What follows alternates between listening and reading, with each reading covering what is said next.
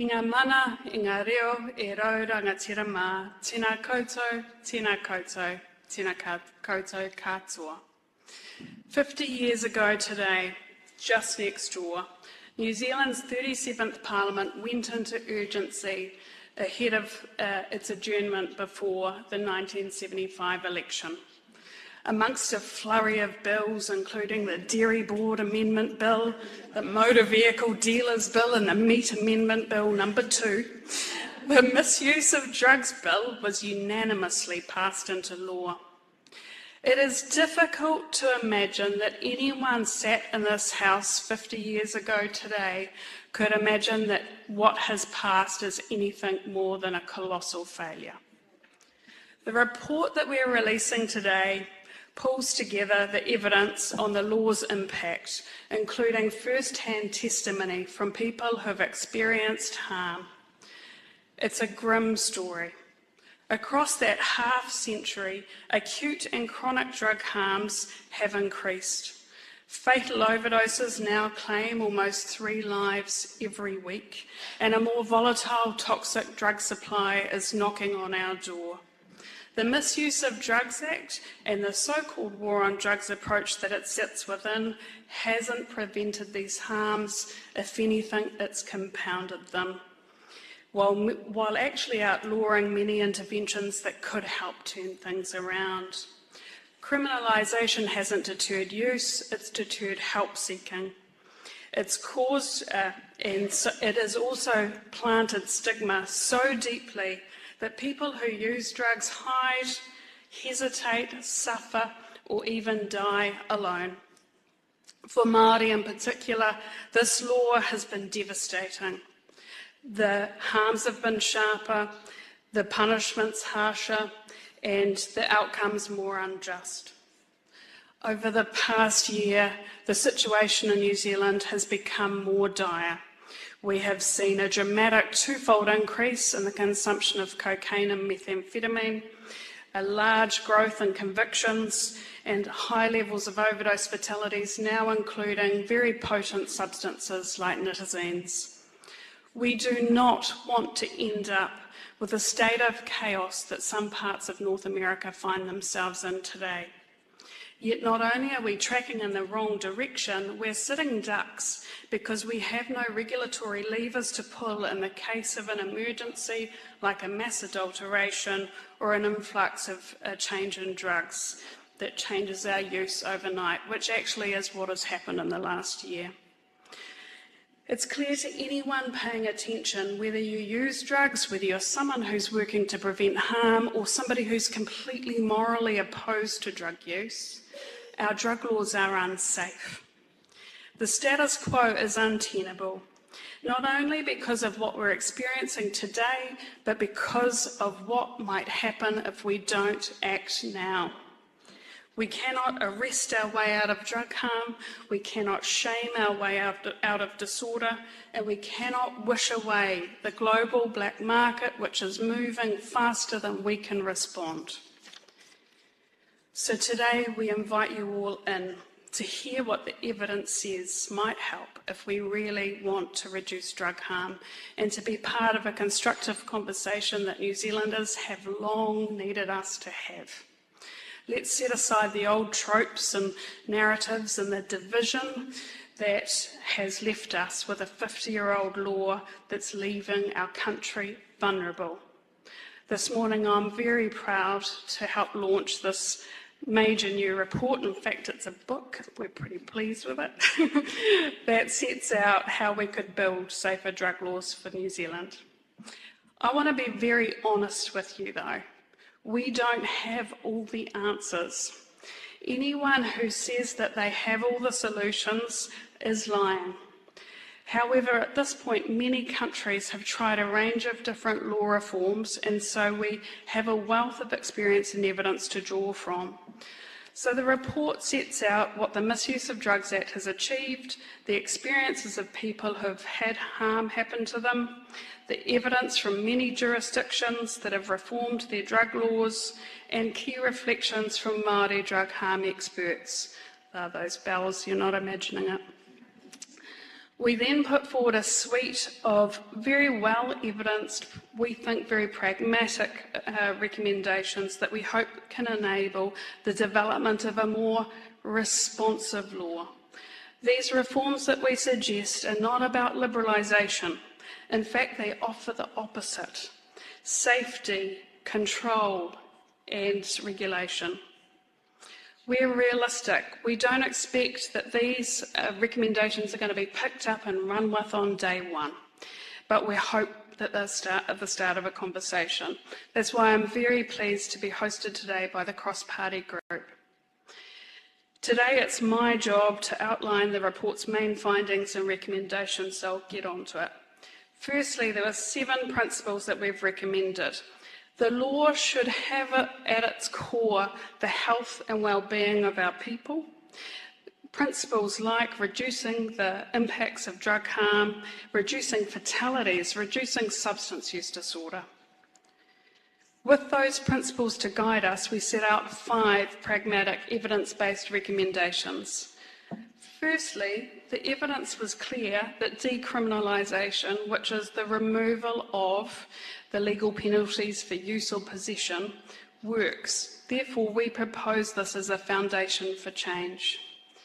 It might be hard to believe, but if we go back in time to the 70s, the Blake Palmer Committee, whose work informed the Misuse of Drugs Act, actually were very trepidatious about recommending the criminalisation of drug use.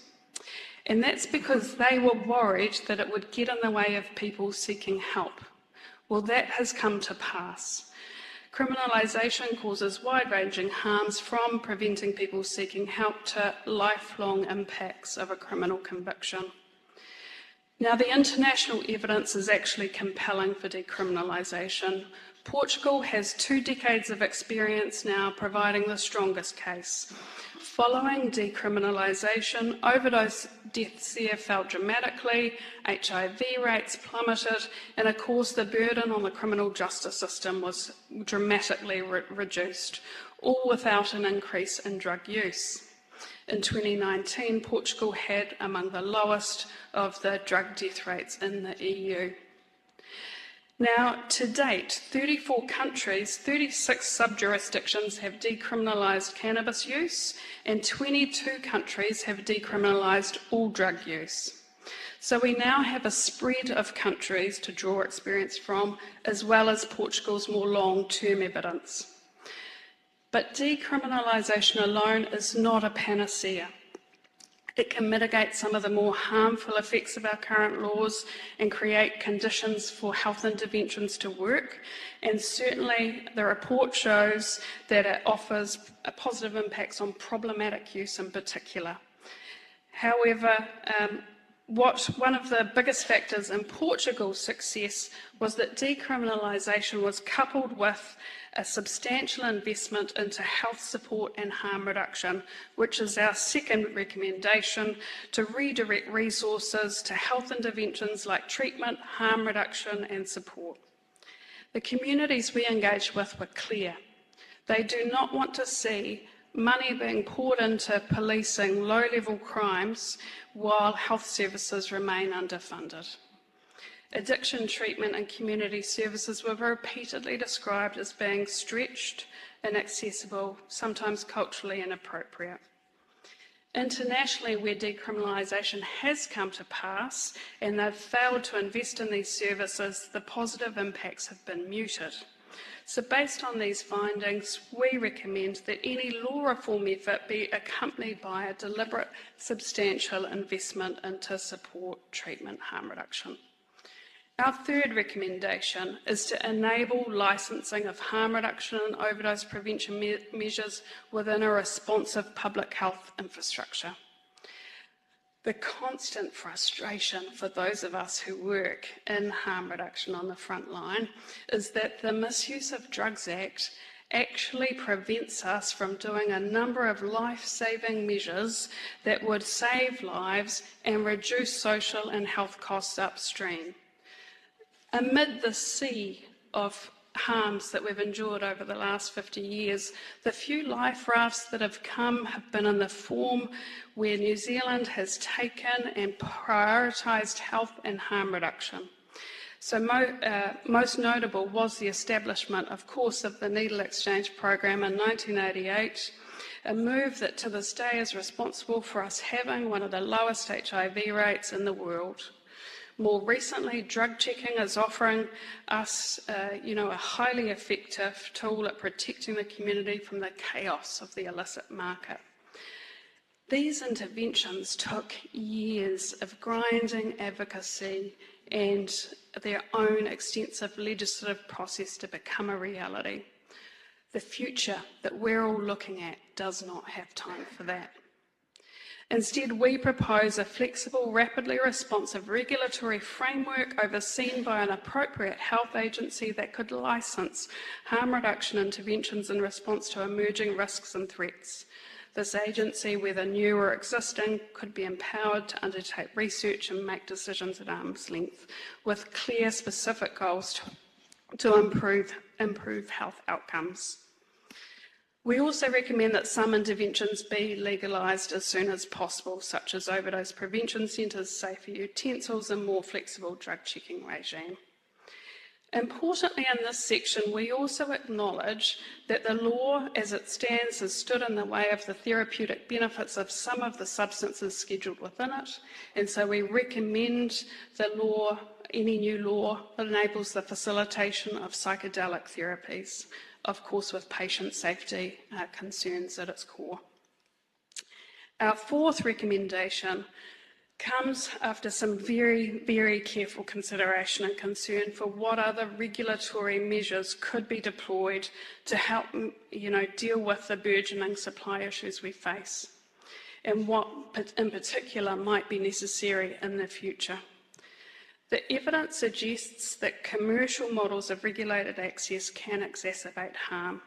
And while there's ample international evidence for cannabis regulation models, the evidence is pretty scarce for other substances at this point. That will change over time. Moreover, the thing that's changing incredibly rapidly is our drug supply, and the illicit market is moving very quickly. It's hard to predict what even might be required in our very near future. And so our fourth recommendation is that we empower a health entity with the ability to very carefully develop regulatory supply for some low-harm substances when and if the evidence becomes available, as we anticipate it might, particularly for psychedelics and MDMA, which are covered quite extensively in the report.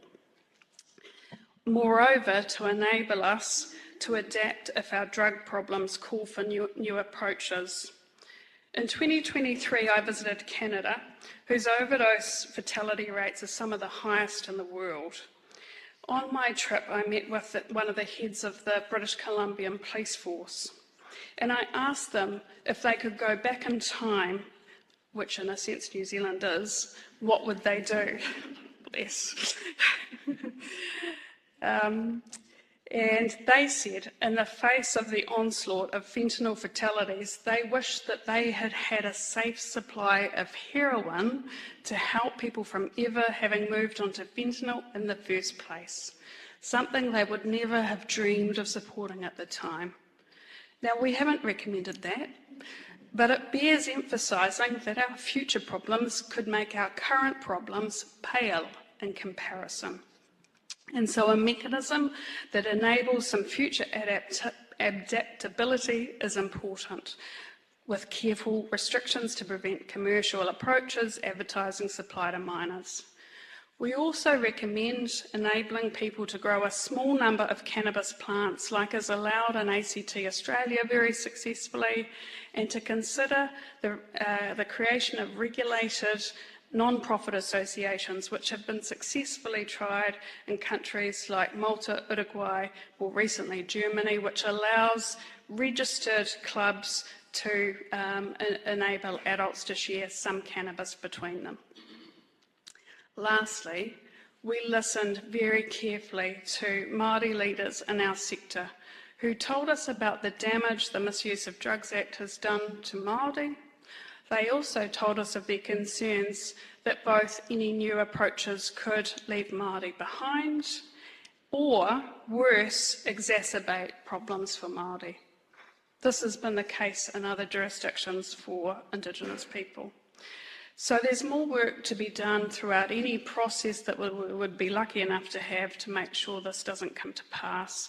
But for Māori, we're recommending that given we've been the most negatively group impacted by the law and drug harm, that there is a ring-fenced portion of funding to empower whānau hapu and iwi to design and deliver their own solutions, and that tino rangatiratanga over our taonga fungi species be recognised. For those of us who have teenage children in the room, the future looks pretty terrifying. Communities that are drowning under the pressure of increased drug consumption deserve better answers than ones that have been dragged out repeatedly for the last 50 years of failure. I have no doubt that if action isn't taken in these great halls, we will be back here in shock at what has happened in the decade that awaits us. But today we offer careful, evidence-based proposals for you to consider, and genuinely in an effort to make New Zealand's drug laws safer. And we're willing to work with pretty much anyone on pretty much any of this within the parameters of which we're allowed to. Kia ora, thank you very much.